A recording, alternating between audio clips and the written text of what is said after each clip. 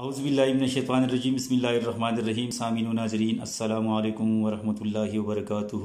Urdu grammar کے ساتھ آپ کی خدمت میں حاضر ہوں۔ آپ سے گزارش ہے اس چینل کو سبسکرائب کریں اور آج کی ویڈیو کو آخر تک دیکھیں تاکہ آج کے عنوان کے حوالے سے تمام باتیں آپ کی سمجھ میں اچھی طرح آ جائے۔ اردو گرامر میں آج ہم وہی سلسلہ جاری رکھتے ہیں حروف تہجی کے خاندانوں کی تفصیل، اور یہ ہے قسط نمبر 3۔ اس سے پہلے 2 قسطوں میں ہم نے حروف تہجی کے 2 خاندانوں یعنی بے اور جیم کے جو خاندان تھے ان کے حوالے سے ہم نے بات کی تھی۔ آج ہمارا عنوان ہے اردو حروف تہجی کی خاندانوں میں سے وہ ہے دال کا خاندان۔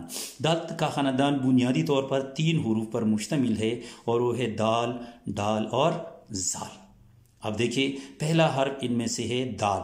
تو دال اردو میں 11واں حرف ہے، فارسی میں 10واں ہے، عربی میں 8واں ہے اور ہندی میں 18واں ہے، اور حساب ابجد کے لحاظ سے اس کے اعداد بنتے ہیں 4۔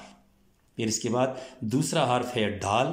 تو ڈال یہ اردو میں 12واں حرف ہے، ہندی میں 13واں حرف ہے، فارسی میں اور عربی میں یہ استعمال نہیں ہوتا بلکہ یہ ہندی الاصل الفاظ میں استعمال ہونے والا حرف ہے، اور حساب عدد کے لحاظ سے دال کی طرح یہ 4 اعداد پر مشتمل حرف ہے۔